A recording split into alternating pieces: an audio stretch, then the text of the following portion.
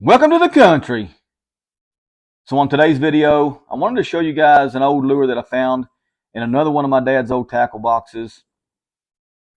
So I was over there the other day for his birthday and I found these other two boxes out in his storage building and I took them in the house and we were going through some of the old lures and he was reminiscing about, where the lures came from and the fact that he inherited that tackle box from his grandfather back when he was a teenager and just some of the lures in there that he remembers catching some fish on uh, way back when.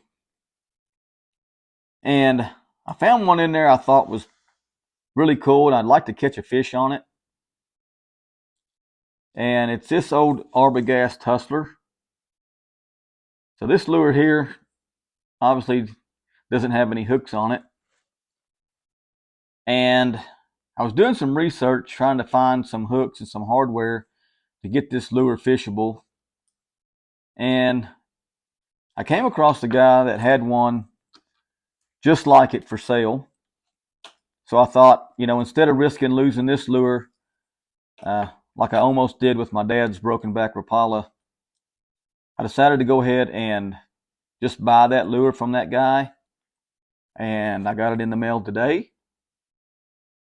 So there it is, ready to fish.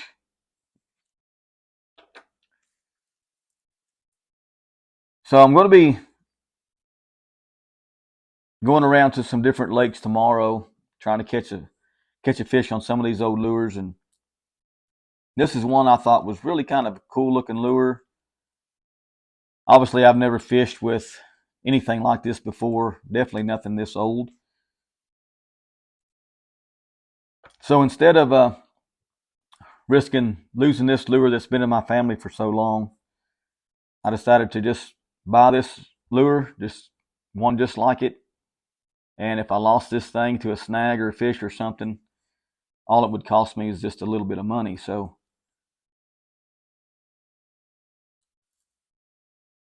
there's another old lure from my dad's box. All these lures in here I probably won't ever fish with. A lot of these lures in here I've already got in the other box. So I probably won't risk losing any of these, but we may dig them out and show you some of the different ones at a different time. But today I've got to get out and work in the garden.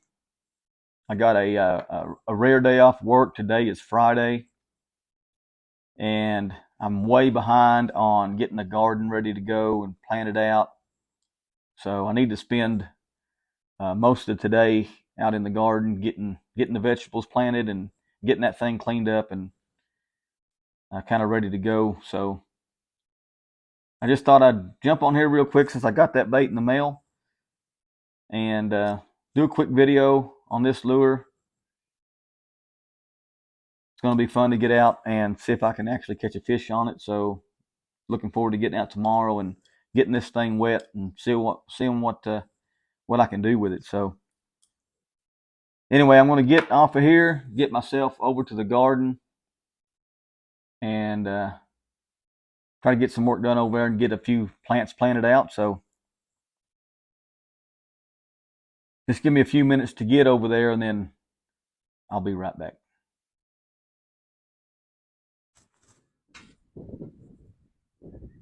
Okay, guys. So before I get started planting today, I wanted to let the people know who may be new to the channel that I am a certified master gardener.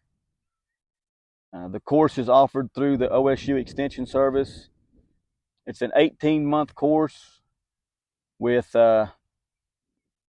12 weeks of classroom and then 60 hours of volunteer time to complete the course and get your certification. So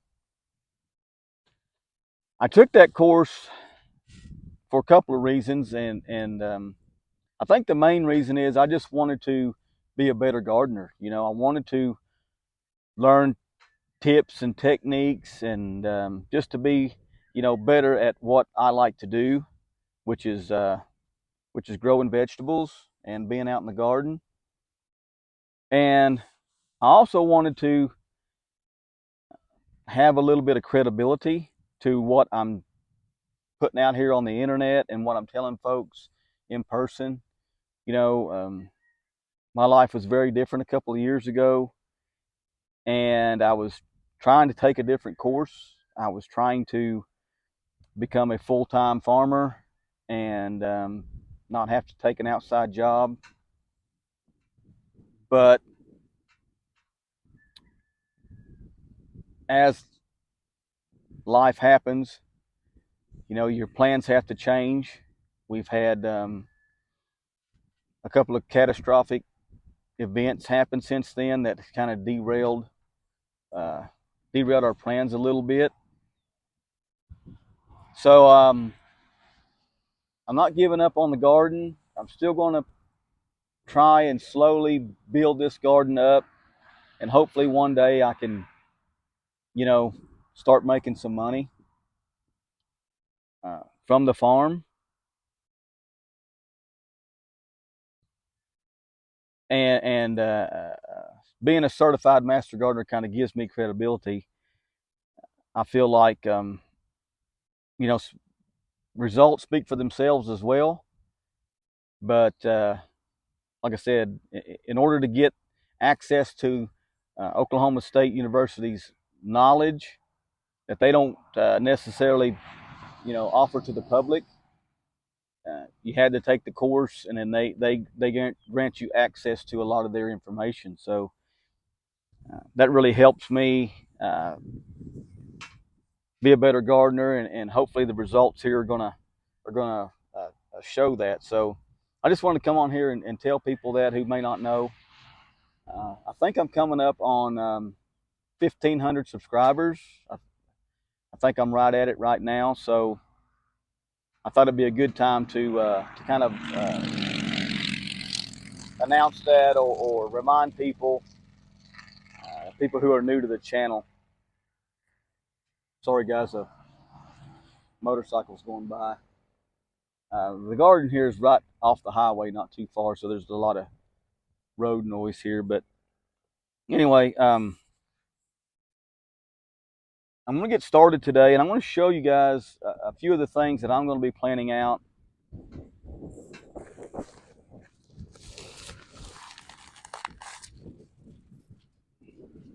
So I'm kind of a melon head. I really like watermelons and melons in general. So I've got a few melons here that I'm going to be planning out, and I've always like to try, you know, new varieties, things I haven't planted before. And here's just a handful. So this is a Super Ball hybrid melon.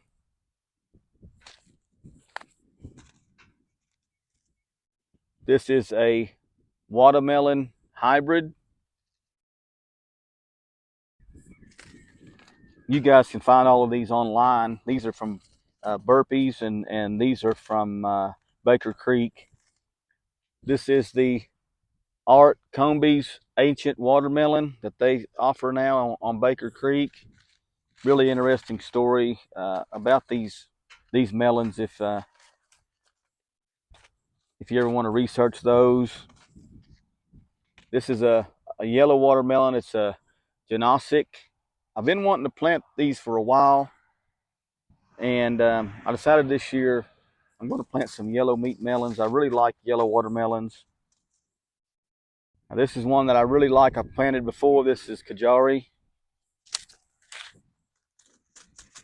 This is a new one that I've just found. This is a Rich Sweetness 132. This is, I'm sure this is a hybrid melon.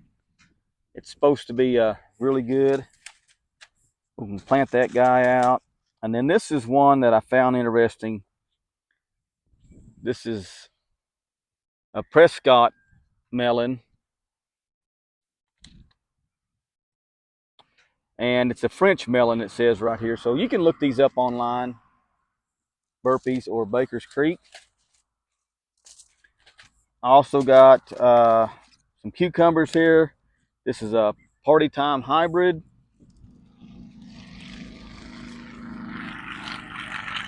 This is a fork hood zucchini. Here's a squash. These are Rise and Shine. And then the little Mexican sour gherkins that I've been wanting to plant for a while and just haven't done it. So that's a few of them that I'm going to be planting out in the garden today. I got some pepper plants the other day from one of the local nurseries. And I was looking at just planting out tomato plants, just buying starter tomato plants this year. And I just can't not bring myself to pay $2.50 for a tomato plant. I should have done my research a lot earlier, but I did not know that tomato plants were selling from $2.50 all the way up to nearly $5 if you go to Walmart. I was at Walmart earlier today. I'm thinking they had some tomato plants there that were a little bit cheaper, and they want $4.29 or something for a tomato plant. I'm like, that's just ridiculous.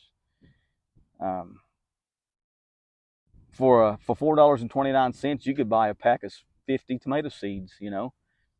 Um, so I kind of made a mistake there by not getting my tomato plants ordered and starting them from seed right off the bat.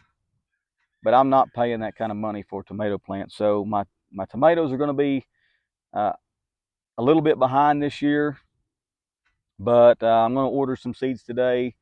It'll take 3 or 4 days to get them in, and then get them planted and get them out here as soon as they get big enough to get out in the garden. So my tomatoes are going to be a little bit behind, but this stuff I'm going to get planted out today. And I've got all these holes prepped, or not all of them, but I've got enough to get started with. I still got a lot of work to do in another part of the garden, but I'm going to get all these holes watered down, make sure they're good and wet, soaked up with water, and then get these seeds planted out. So just give me a second to get the camera turned around, and I'll show you the process that I use to plant the seeds. So it's real quick and easy, and I just need to get the camera turned around, and I'll be right back. Okay, guys, so I'm going to start out by planting one of these Prescott melons, and I'm planting it between two pepper plants. I've already got a few pepper plants scattered throughout the garden, and I'm just gonna pick these plants at random and just put them in various holes around the garden where, I'm not going to have all tomato plants in one garden bed, or all melons in one, or all cucumbers in another. Just going to kind of mix and match, just get at least a little bit of diversity in each one of these garden beds. Now, I showed you the video where or how I prepped these holes, and I just dug them out, filled them about a third of the way with the goat manure, and then just filled them back in with the potting mix. These garden beds are 24 by 24. One of them is 36 by 48, and the other one is 24 by 48. And the holes are dug 3 foot by 3 foot on center. And I think there's about 300 holes total that I gotta get ready and plant out. Maybe a little bit more than that, but I've already wet this thing down, soaked it in good. And what I like to do with my seeds, and it may be hard to see here, but I can get the dirt off my hands and show you. These seeds have kind of a pointy end and then a more rounded end. And the end that's more pointy like that is where the root's going to come out of. So I like to plant my seeds straight up and down. If you can see, I'm just going to stick that seed just like that. You get a zoom in on it right there, where it's straight up and down, because that root's going to go straight down, and then this little seedling will come straight up. If you lay them down flat, then the thing has to turn, and it's just a little bit more effort for the thing to get out of the ground if you lay them flat. And I know a lot of people just lay them flat and cover them up. I just like to make sure they're straight up and down, and just take my finger, push him down in there, about down to that first knuckle, cover that up, and we have a melon planted. So that's the way I like to do it.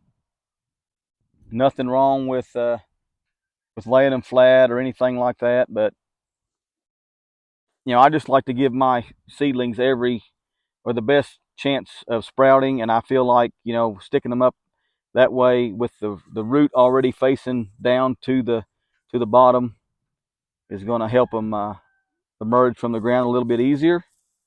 So that's just the way I prefer to do it. And like I said, I'll get out here and get all this stuff planted out, or most of it today, and then we'll be back with you guys weekly on these garden videos, showing you how everything's doing. Anything that any techniques or tricks to growing some of your favorite vegetables, and the way I like to do things here, and what I like to grow here in our climate in western Oklahoma. So speaking of climate, I was thinking about it the other day, and no matter what side of the fence you're on with the whole climate change kind of agenda, uh, the fact is that the climate's changing. It's been changing for millions of years, and whether CO2 in the atmosphere is better or worse or whatever, one thing I do know is if you're alive on this planet, then you are consuming natural resources. You are a consumer. Uh, I live in a house that's made out of wood that used to be a tree, and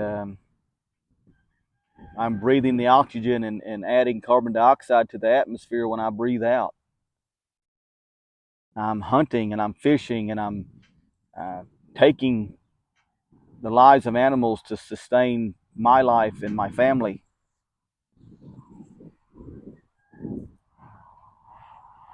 So I feel like it's a good thing, or it makes me feel good to know that not only am I consuming natural resources, I'm also producing something.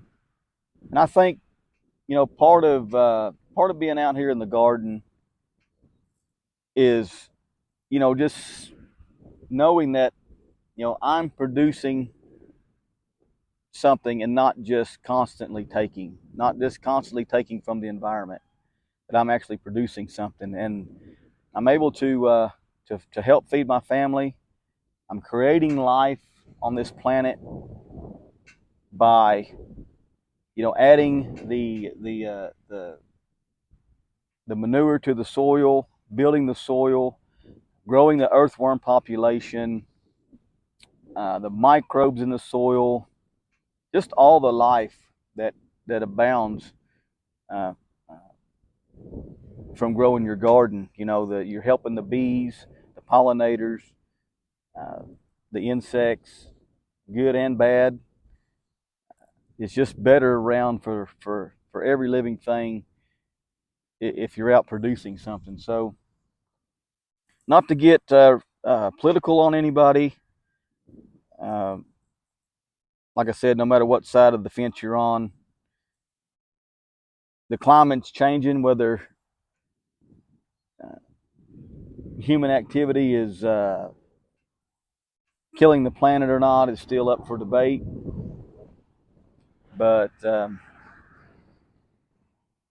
I, for one, like to know that, or I'm happy to know that I'm out here producing something instead of just living my life consuming all the natural resources. So anyway, I'm going to leave you with that thought, and I'm going to get to work and get this garden planted out. I want to thank you guys for watching the video, and I'll be back.